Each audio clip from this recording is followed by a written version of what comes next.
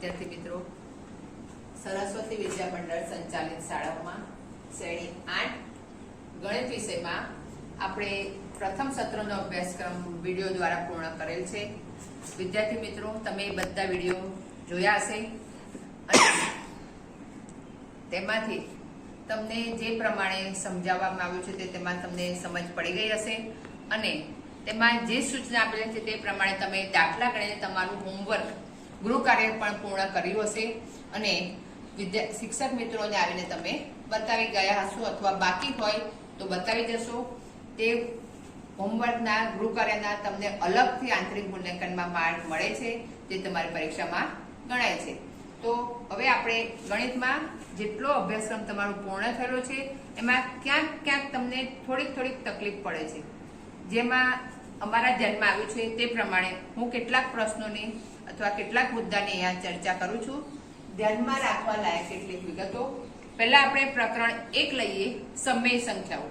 તો સમય સંખ્યાઓમાં આપણે ગુણધર્મો શીખ્યા છે, જે સહેલા છે, જે તમે આગળના ધોરણમાં શીખીને આવ્યા છો. પણ તમે પૂર્ણ સંખ્યામાં કિંમત શોધવાના જે દાખલા છે કે સમય સંખ્યાઓના ગુણધર્મનો ઉપયોગ કરીને કિંમત શોધો, તો એમાં એક ઉદાહરણ દ્વારા હું તમને સમજાવીશ કે 2 પંચમાંશ ગુણ્યા -3 સપ્તમાંશ -1 છઠ્ઠમાંશ ગુણ્યા 3 દ્વિતીયાંશ વત્તા 1 ચૌદાંશ ગુણ્યા 2 પંચમાંશ. આવો દાખલો જ્યારે તમારી પાસે આવે છે ત્યારે તમે મૂંઝાઈ જાવ છો કે આમાં પહેલા શું કરવું. સામાન્ય રીતે તમને આવી રકમ આપેલી હોય અને જો આમાં તમને કૌંસ આપેલા હોય, તમને અહીંયાથી આ રીતે કૌંસ આપેલો હોય, અહીંયાથી આ કૌંસ આપેલો હોય, તો જ્યારે કૌંસ આપેલા હોય ત્યારે તમારે કૌંસની અંદરની જે વિગત આપેલી હોય તેનું તમારે સાદુરૂપ આપવાનું હોય છે. અહીંયા તમારે આ 3 ક્રિયા કરવાની હોય. એનું સાદુરૂપ આવી ગયા પછી આનું સાદુરૂપ પણ આવે અને પછી તેનું આપણે સાદુરૂપ આપવાનું હોય છે. જ્યારે તમને કૌંસ ના આપેલો હોય, આવો કૌંસ તમને આપેલો નથી, ત્યારે આપણે શું કરવું? તો એમાં તમે આગળના ધોરણમાં પણ શીખેલા છો કે તમારી પાસે એક નિયમ છે કે ભાગો શબા. આવો ભાગાકાર, ગુણાકાર, સરવાળો અને બાદબાકી. તો સૌપ્રથમ ભાગાકારની ક્રિયા કરવાની હોય છે, પછી ગુણાકારની ક્રિયા કરવાની હોય, પછી સરવાળાની ક્રિયા થાય અને છેલ્લે બાદબાકીની ક્રિયા. આવું ક્યારે થાય કે જ્યારે તમને આખી રકમમાં ક્યાંય પણ કૌંસ ના આપેલો હોય ત્યારે જ આપણે આ નિયમનો ઉપયોગ કરીએ છીએ. બાકી જો કૌંસ આપેલો હોય તો પેલા કૌંસનું સાદુરૂપ અપાય. હવે આ દાખલામાં હું તમને ખાલી સમજ આપીશ, આખો દાખલો તમારે જાતે ગણવાનો છે કે અહીંયા તમને ગુણાકારની ક્રિયા આપી છે, આપણે ભાગાકારની ક્રિયા કઈ નથી આપેલી. આ બેમાં પણ ગુણાકારની ક્રિયા છે, આ બંનેમાં પણ ગુણાકારની ક્રિયા છે. તો એટલી રકમ તમે સાઈડમાં લઈને તેનું સાદુરૂપ આપી શકો છે કે 2 પંચમાંશ ગુણ્યા -3 સપ્તમાંશ. આનું તમે સાદુરૂપ આપી શકો. એ પ્રમાણે 1 છઠ્ઠમાંશ ગુણ્યા 3 દ્વિતીયાંશ. એ પ્રમાણે 1 ચૌદાંશ ગુણ્યા 2 પંચમાંશ. બરાબર. હવે આનું સાદુરૂપ તમે આપશો તો અહીંયા સીધું આવે છે 3 દ્વિતીયાંશ. આનું સાદુરૂપ આવશે 1 ચતુર્થાંશ. એટલે અહીંયા આવી જશે 1 ચતુર્થાંશ. હવે અહીંયા તમે જોશો તો અહીંયા આના છેદ કોઈની પણ સાથે ઉડતા નથી. અહીંયા સાદુરૂપ આગળ અપાતું જ નથી, આનું જ રહે છે. અહીંયા તમે જોશો તો અહીંયા આવશે 2 સિત્તા 14. પણ આપણે એવું નહીં કરીએ, કારણ કે આ બંનેમાં 2 પંચમાંશ તમે જોશો તો કોમન છે. આપણે ગુણધર્મનો ઉપયોગ કરવાનો છે.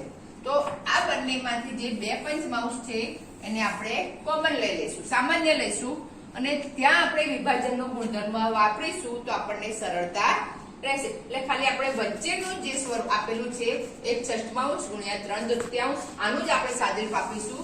બાકીની જે 2 સંખ્યા છે તેને આપણે સાથે લઈ લઈશું. જ્યાંથી સરવાળો બાદબાકી આવે છે ત્યાંથી આપણે તેને એક કૌંસમાં લઈશું.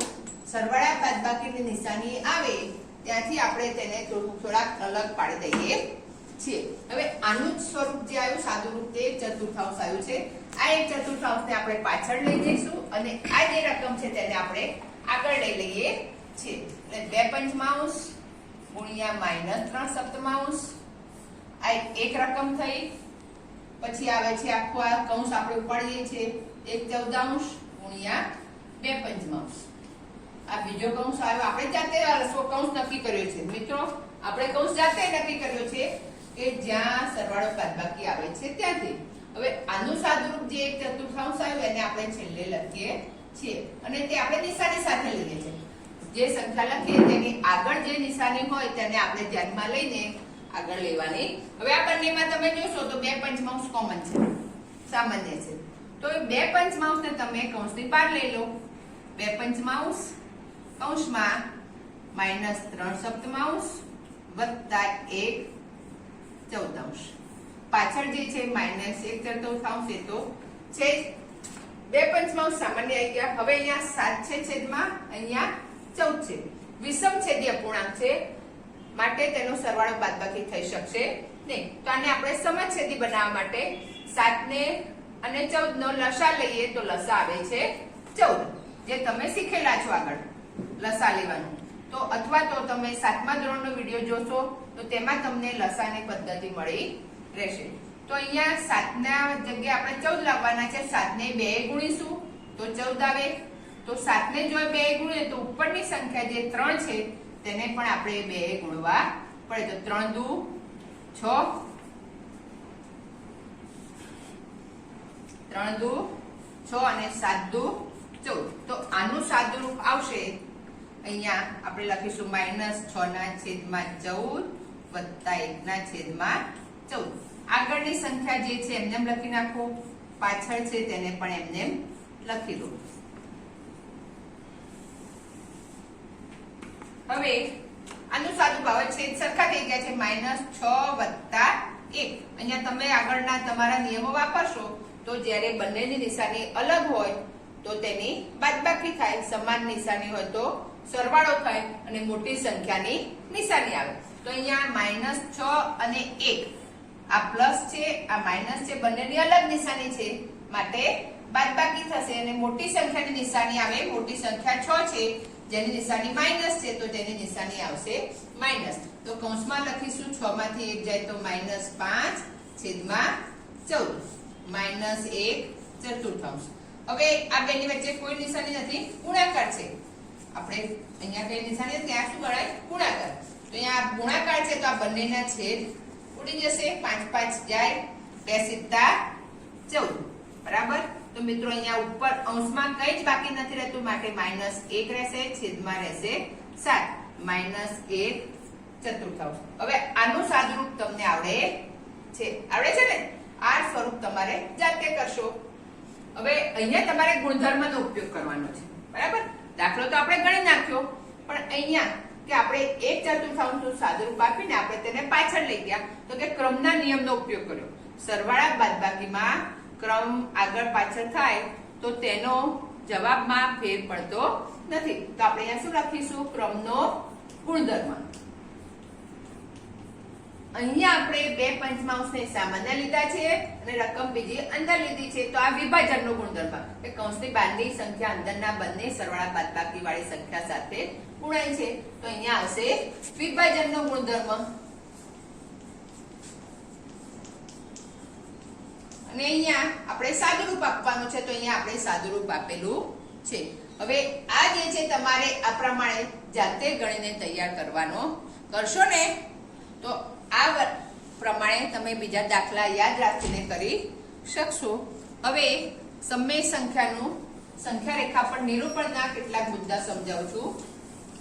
તમે સહેજ ધ્યાન રાખશો તો તમને સમજ પડશે કે આપણે સંખ્યા રેખા દોરતી વખતે કઈ કઈ બાબતો ધ્યાનમાં રાખવાની છે. તો મિત્રો જ્યારે તમે સંખ્યા રેખા દોરો ત્યારે સંખ્યા રેખામાં જે તમે પહેલા તો ફૂટપટ્ટીની મદદથી તમારી સંખ્યા રેખા દોરવાની છે. એની પર જે તમે કાપા લો છો અહીંયાથી લઈને છેક સુધી આ માપ એક સરખું હોવું જોઈએ. આ વચ્ચેનું જે માપ આપ છે ક્રમિક એકમો વચ્ચે 0 થી 1 સુધીનું, 1 થી 2 સુધીનું, 2 થી 3 સુધીનું આ માપ તમારું એક સરખું જ હોવું જોઈએ. એ માપ નાનું મોટું હશે તો તમારા માર્કમાં ફેર પડશે. તે સિવાય આપણે સમય સંખ્યા લેવાની છે એટલે તેમાં ઋણ પૂર્ણાંક પણ આવશે, ધન પૂર્ણાંક પણ આવશે. તો સંખ્યા રેખામાં વચ્ચોવચ આવે છે 0. 0 ની જમણી બાજુ આવશે ધન પૂર્ણાંકો, આ બાજુ આવે ધન પૂર્ણાંકો, ડાબી બાજુ આવે ઋણ પૂર્ણાંકો. શૂન્યની જમણી બાજુ જેમ જઈએ તેમ સંખ્યા મોટી થાય, ડાબી બાજુ જઈએ તેમ સંખ્યા નાની થાય. હવે આપણે સમય સંખ્યા દર્શાવવાની છે. તમને એમ આપેલા છે કે 3 દૂત્યાંશ ને સંખ્યા રેખા પર દર્શાવો. તો સૌપ્રથમ મેં આગળના વિડીયોમાં પણ તમને સમજાવ્યું છે, ફરીથી યાદ કરાવું છું કે આ સંખ્યા કઈ બે પૂર્ણાંક સંખ્યાની વચ્ચે આવે છે તે નક્કી કરી લો. બરાબર.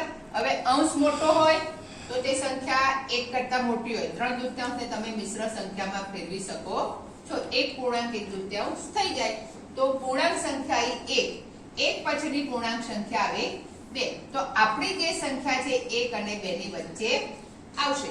તો આપણે 1 અને 2 અહીંયા દર્શાવવા જરૂરી છે. તો 1 અને 2 દર્શાવો એ પહેલા કેટલા ભાગ બરાબર 1 એકમ લઈશું? તેના છેદમાં કેટલા છે? 2. તો 2 ભાગ તમે લેશો. અહીંયા 1 2 ત્યારે અહીંયા આવશે 1 1 2 અહીંયા આવશે 2. છેદમાં જે સંખ્યા હોય તેટલા ભાગ કરીને તેટલા ભાગ બરાબર આપણે 1 એકમ લેવાનું છે. જો છેદમાં તમને 5 આપેલા હોય તો અહીંયા આપણે 2 ભાગ લીધા એના બદલે કેટલા ભાગ લઈશું? 5. 1 2 3 4 અને 5. અહીંયા 1 લખીશું. બરાબર. આ બધી નાની નાની જે વિગતો છે તે તમને સમજ હોય છે, પણ છેલ્લી ટાઈમે તમે ભૂલી જાવ છો. તો આ બધી વિગતો તમારે ધ્યાનમાં રાખવાની છે. એ પ્રમાણે જો ઋણમાં હોય, આપણે 3 દૂત્યાંશ પ્લસ લીધું, આ માઈનસ હોય તો માઈનસ માં આ બાજુ જવાનું. તો અહીંયા આવશે, અહીંયા -1 અહીંયા આવે અને -2 આવશે આ બાજુ. આ ખાસ ધ્યાન રાખવાનું કે તમારી સંખ્યા ઉલટ સુલટ થઈ જાય નહીં. હવે 3 દૂત્યાંશ કરવા છે. આપણે અહીંયા 1 લીધા, અહીંયા છે 2. આનું સાદુરૂપ આપ્યું આપણે 1 પૂર્ણાંક 1 દ્વિતીયાંશ. તો 1 અને 2 ની વચ્ચે આપણે સંખ્યા આવી. અંશમાં કેટલા છે? 1. તો 1 પછી કેટલા એકમ આવે? 1. તો અહીંયા આપણી સંખ્યા આવશે 3 દ્વિતીયાંશ અથવા તો 1 પૂર્ણાંક 1 દ્વિતીયાંશ. 3 દ્વિતીયાંશ અથવા તો 1 પૂર્ણાંક 1 દ્વિતીયાંશ. એ પ્રમાણે જો માઈનસ હોય તો આ બાજુ દર્શાવો, ડાબી બાજુ ખસવું પડે. તો અહીંયા આવશે -3 દ્વિતીયાંશ અથવા -1 પૂર્ણાંક 1 દ્વિતીયાંશ. સંખ્યા રેખામાં ખાસ ધ્યાન રાખવાનું, તમે જ્યારે દોરતા હો છો ત્યારે ઘણી વખત આમ ડબલ થઈ જતી હોય છે. તો આવી સંખ્યા રેખા દોરાવી જોઈએ. તમારી લીટી સીધી જ આવવી જોઈએ. હવે આપણે સંખ્યા રેખામાં થોડા આગળ વધીએ છીએ. આગળના વિડીયોમાં તો મેં તમને સમજાવ્યું છે વચ્ચે આવતી સંખ્યાઓ, સમય સંખ્યા 2 આપેલી હોય તેની વચ્ચે આવતી સંખ્યાઓ કે અપૂર્ણાંક હોય ત્યારે તમે મૂંઝાવ છો, પૂર્ણાંક સંખ્યા હોય તો તમે તરત કહી દો છો. પણ તમને એમ કીધું હોય કે 2 અને 3 ની વચ્ચે આવતી સંખ્યાઓ તો તમે કહો 2 નામાં તો આવે જ નહીં પૂર્ણાંક સંખ્યા. પણ આપણે અપૂર્ણાંક સંખ્યા સમય સંખ્યાઓ મેળવવાની છે. 2 અને 3 ની વચ્ચે કઈ કઈ પૂર્ણાંક સંખ્યા આવે? અપૂર્ણાંક સંખ્યા આવે. પૂર્ણાંક તો એક પણ નથી આવતી આ 2 ની વચ્ચે. તો 2 અને 3 ની વચ્ચે કઈ સંખ્યા આવે? તો તેના માટે આપણે 2 છે 2 ના છેદમાં 1 છે, 3 છે 3 ના છેદમાં 1 છે. તો આપણે આને લખીશું 20. 2 પછી પોઈન્ટ પછી શૂન્ય કરાય, અહીંયા પણ શૂન્ય કરાય. તો અહીંયા પણ આપણે શૂન્ય કરીને 10 લઈશું. બરાબર. અહીંયા પણ પોઈન્ટ લઈને 10 લઈશું. તો અહીંયા તમે લખશો તો 2.1 એટલે 2 પૂર્ણાંક 1 દશાંશ, પછી 2 પૂર્ણાંક 2 દશાંશ, 2 પૂર્ણાંક 3 દશાંશ. આમ તમે 2 પૂર્ણાંક 9 દશાંશ સુધી સંખ્યા લઈ આ પૂર્ણાંક સંખ્યાની વચ્ચે. એ સિવાય તમને બીજી કોઈ સમય સંખ્યા રીતે આપેલી હોય કે 3 દૂત્યાંશ 5 ચતુર્થાંશ. બરાબર. તો આની વચ્ચે કઈ સંખ્યા આવે? તો છેદની જે સંખ્યા તમને આપેલી હોય તે સંખ્યાઓનો તમારે લસા લેવાનો છે. 3 દૂત્યાંશ અને 5. આની વચ્ચે કઈ સંખ્યા આવે? તો છેદની સંખ્યાઓનો તમારે લસા લેવાનો. લસા આવડે છે મિત્રો? તો સહેજ ધ્યાન આપી દો. આ રીતે આપણે શીખ્યા છે આગળના ધોરણમાં. 2 અને 4 બંને બેકી સંખ્યા છે. 2 ની ચાવી પ્રમાણે બંનેને 2 વડે ભાગાશે. 2 ને 2 ભાગીશું તો 1 આવશે. 4 ને 2 ભાગીશું તો 2 આવશે.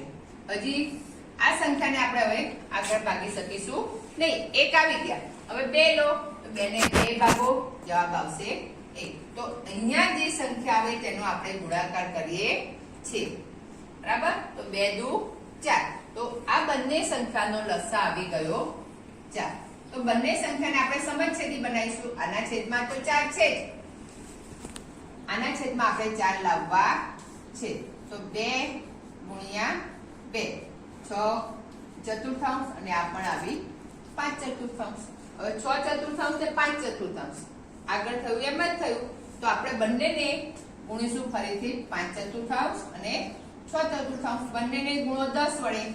5 ગુણ્યા 10 4 ગુણ્યા 10 કેટલા થાય? 50 ના છેદમાં 40. એ પ્રમાણે અહીંયા 60 ના છેદમાં 40 સમછેદી બની ગયા. આની વચ્ચે તમને બીજી કેટલી સંખ્યા મળશે? 51 ના છેદમાં 40, 52 ના છેદમાં 40. એ પ્રમાણે તમે ઘણી સંખ્યા લખી શકશો. પડી ગઈ સમજ? હવે આપણે પ્રકરણ 2 નું ધ્યાનમાં રાખવા લાયક મુદ્દાની ચર્ચા અહીંયા પૂરી કરી. હવે લઈએ છીએ આપણે પ્રકરણ 2. સોરી, પ્રકરણ 1 ની ચર્ચા પૂરી કરી. આપણે પ્રકરણ 2 ની ચર્ચા કરી છે સમીકરણ.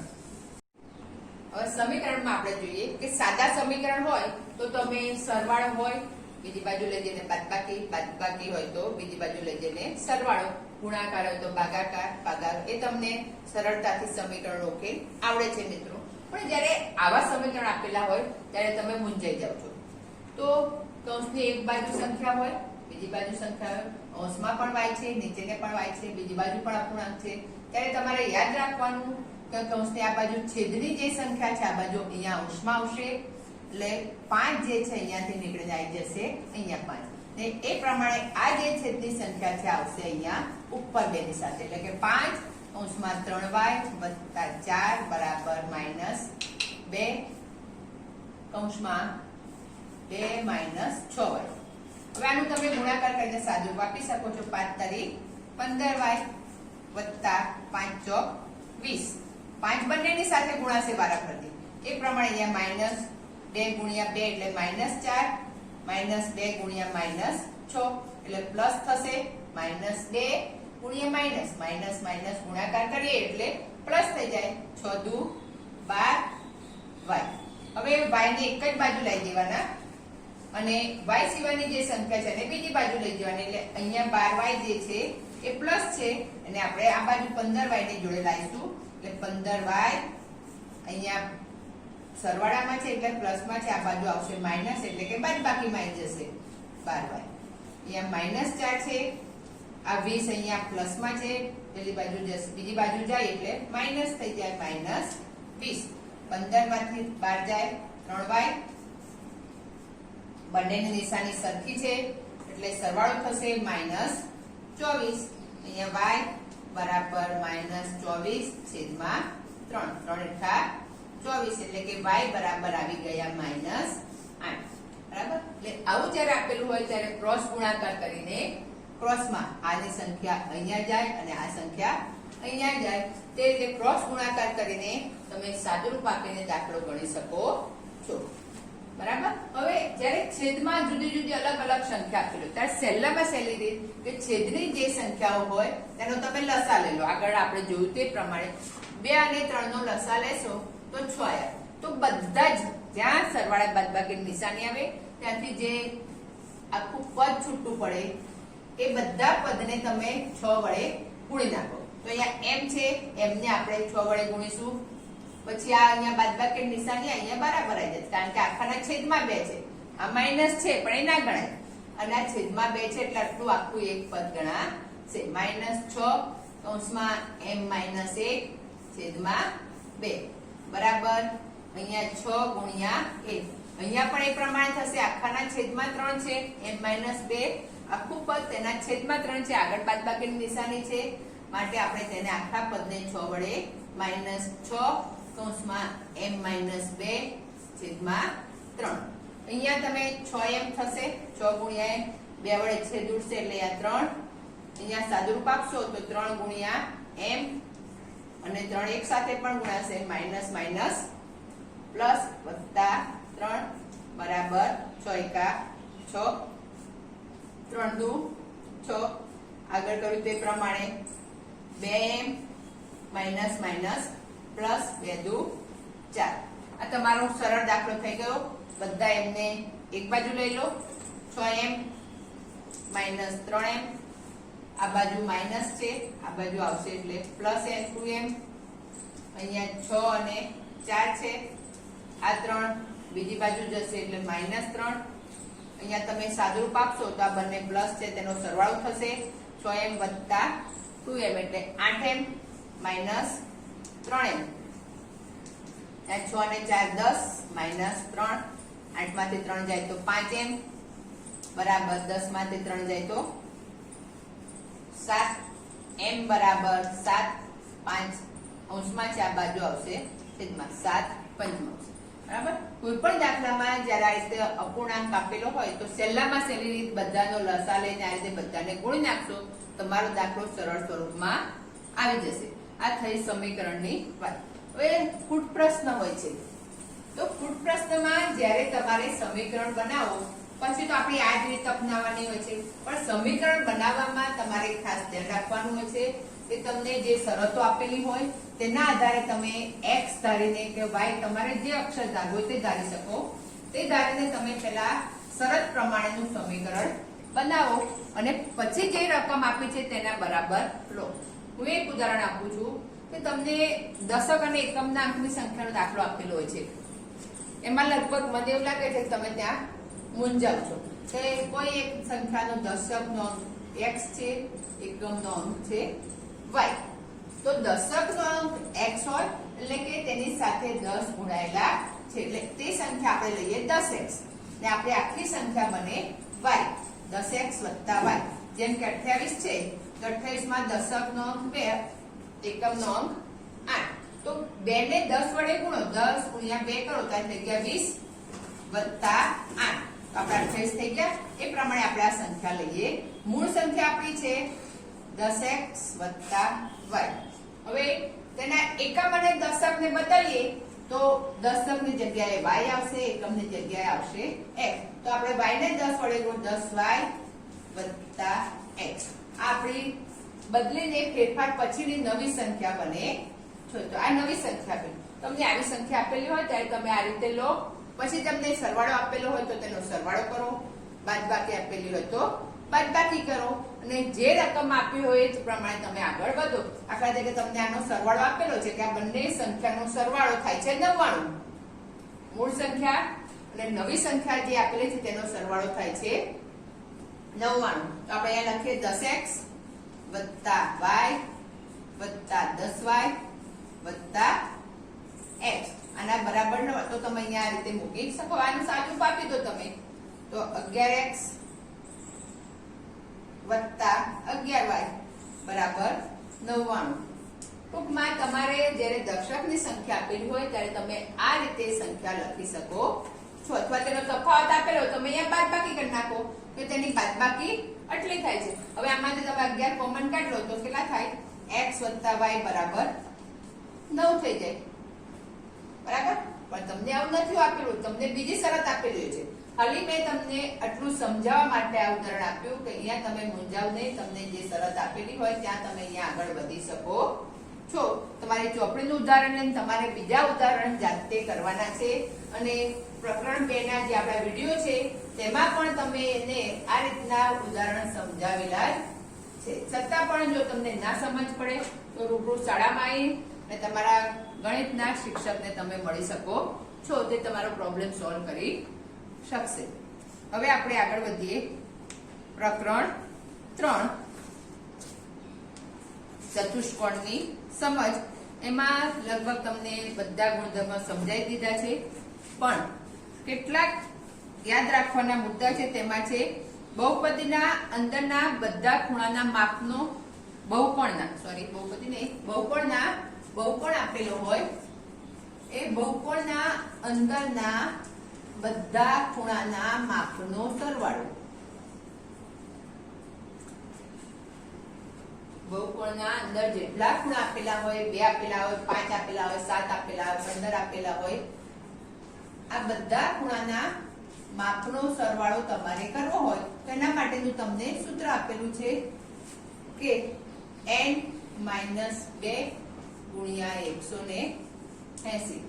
આવું તમને સૂત્ર આપેલું છે કે તમારે જો પંચકોણ હોય તો એના બધા ખૂણાના માપનો સરવાળો તો 5n બરાબર થઈ ગયા 5 પંચકોણ શેમાં પંચકોણમાં લઈએ તો n બરાબર 5 તો અહીંયા તમે 5 મૂકી દો 5 2 ગુણ્યા 180 5 માંથી 2 જાય તો 3 ગુણ્યા 118 તરી 54 500 ને એક પંચકોણના બધા જ ખૂણાના માપનો સરવાળો થાય 540 આ શોધી નાખો પછી તમને જે રકમ આપેલી હોય એના આધારે તમે આગળ વધી શકો છો હવે બહિષ્કોણ આપેલા હોય છે બહુકોણના બહિષ્કોણ ગમે તેટલા ખૂણાનો બહુકોણ હોય 5 નો હોય 7 નો હોય 10 નો હોય પણ તેના બહિષ્કોણના માપનો સરવાળો હંમેશા 360 અંશ જ થાય કોનો બહુકોણના બહિષ્કોણના માપનો સરવાળો 360 અંશ થાય છો તો એના પણ દાખલા તમને આપેલા હોય ત્યારે તમે આ રીતે યાદ રાખીને તેના આધારે આગળ વધી શકો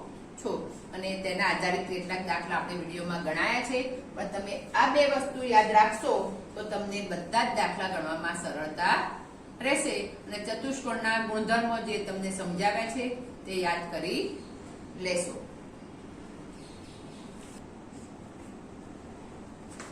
મિત્રો હવે આપણે પ્રકરણ 6 વર્ગ વર્ગમૂળ તેના કેટલાક દાખલાનું જોઈએ કે આમ તો તમને પૂર્ણ વર્ગ સંખ્યા છે કે એવું પૂછેલું હોય ત્યાં તમે 1 4 5 6 9 અને 0 આ સંખ્યાઓ એકમનો અંક હોય તો તે પૂર્ણ વર્ગ છે કે એવું આપણે કહી શકીએ હોઈ શકે છે જેવું ના કહી શકીએ પણ 0 હોય ત્યારે જે સંખ્યા આપેલી એની પાછળના બેકી સંખ્યામાં 0 હોવા જોઈએ 2 0 2 હોય અથવા તો 4 હોય અથવા 6 હોય તો તે સંખ્યા પૂર્ણ વર્ગ હોઈ શકે 0 આવી ગયા પછી તેની આગળની સંખ્યા જોઈએ 5 5 પૂર્ણ વર્ગ નથી તો આ સંખ્યા પૂર્ણ વર્ગ ના હોય પણ 5 ની જગ્યાએ જો 9 હશે તો આ સંખ્યા પૂર્ણ વર્ગ હોઈ શકે હવે અવયવ પાડીને તમે વર્ગમૂળ શોધવાનું તમારે આવે છે પણ જો તમને મોઢે વર્ગમૂળ શોધતા આવડી જાય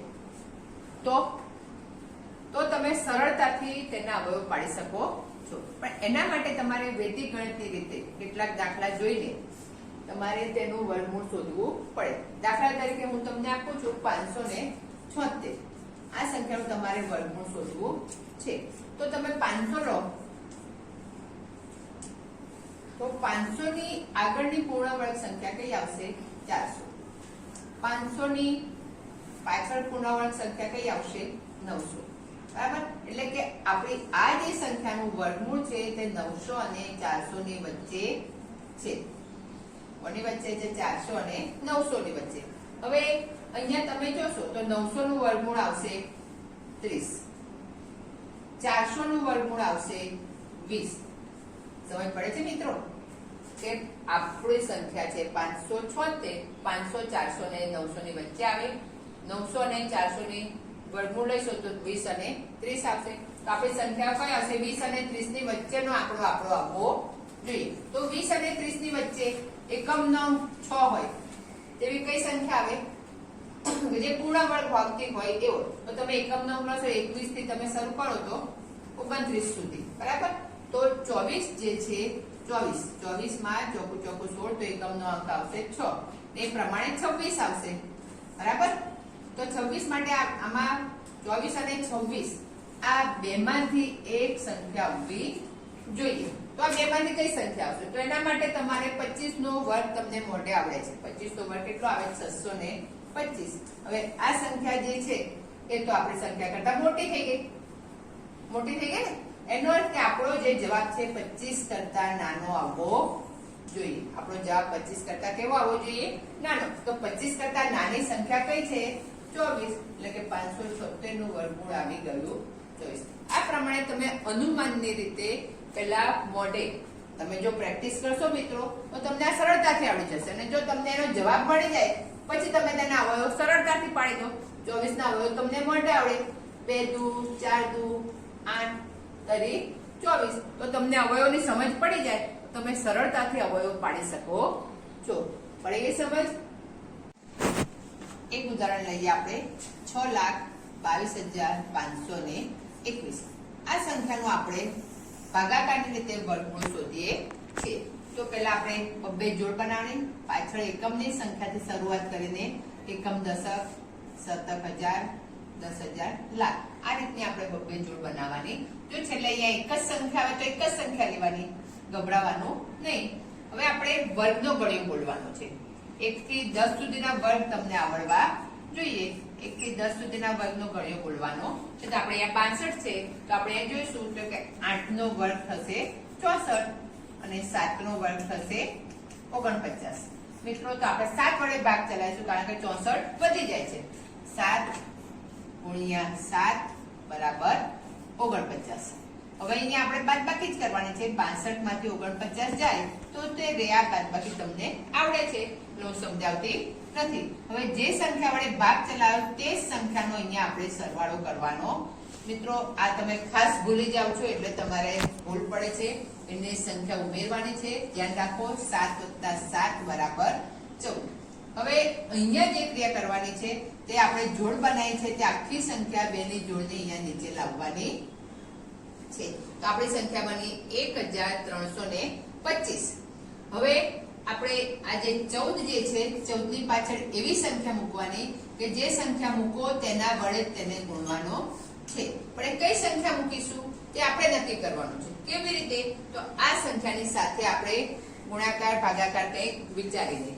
બરાબર? તો હું તમને થોડી સરળ રીત આપું છું કે આપણી પાસે અહીંયા 14 છે, બે સંખ્યા છે, અહીંયા આપણે એક આંકડો મૂકવાનો છે તો આપણે અહીંયા એક આંકડો આને અલગ કરી દઈએ, તેને દબાઈ દઈએ છીએ. હવે 14 નો ગણ્યો તમારે 132 સુધી બોલવાનો.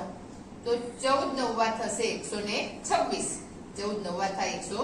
આપણી સંખ્યા તેના કરતા મોટી છે એટલે આપણે ધારીએ કે 9 વડે ભાગ ચાલશે. તો આપણે અહીંયા ગુણાકાર કરીશું. 14 ની પાછળ 9 મૂકીને 9 વડે ગુણાકાર કરશો તમે તો 9 9 81, 8 4 9 36 ને 8 44 નો ચોગડો બધી 4, 9 એકા 9 ને 4 13. તો આપણો જવાબ 9 નો તો વધી ગયો. તો 9 ભાગ ચાલશે નહીં. 9 ના ચાલે તો કેટલાય ચાલે? 8.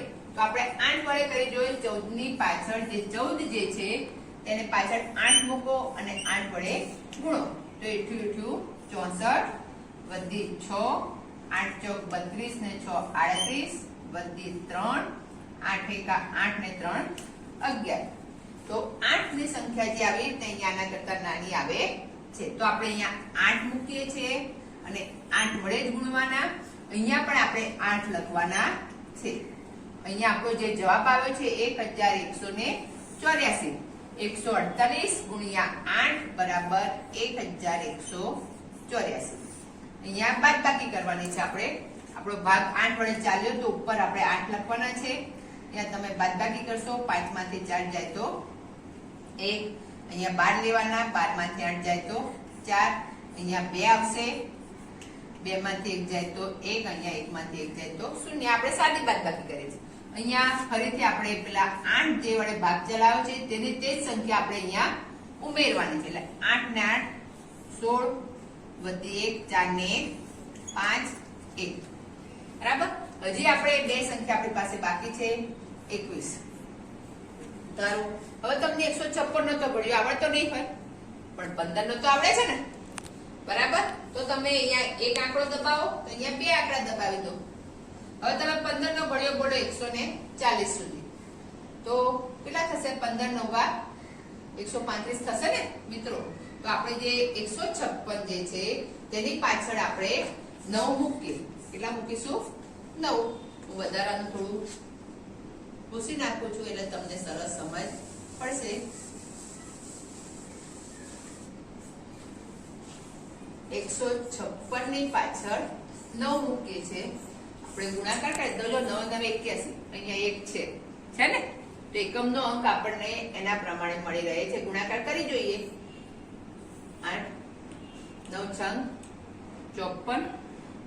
54 ને 8 62 બધી 6. 9 × 5 45 ને 6 51 બધી 5. 9 × 9 ને 5 14. આવી ગયા? અહીંયા કેટલા આવ્યા? 9. તો અહીંયા 9 મૂકો. નીચે પણ 9, ઉપર પણ 9. ત્રણ જગ્યાએ એક ની એક સંખ્યા જાય છે મિત્રો. જુઓ અહીંયા, નીચે, ઉપર. એનો ગુણાકાર જે આવ્યો 141 21. એની એ સંખ્યા છે એટલે બાદબાકી માઇનસ માઇનસ 0 થઈ જશે. અહીંયા હજી પણ આપણે સરવાળો કરવાનો છે. 9 ને 9 18 બધી 1 7 5 1 બરાબર. આપણું વર્ગમૂળ આવ્યો 789. 789 ને તમે 2 વડે ગુણો તો આપણો જવાબ 1578 આવવો જોઈએ અને એ આવે તો આપણો જવાબ સાચો છે. આપણે ક્યાંય ભૂલ કરી પડી ગઈ સમજ બરાબર.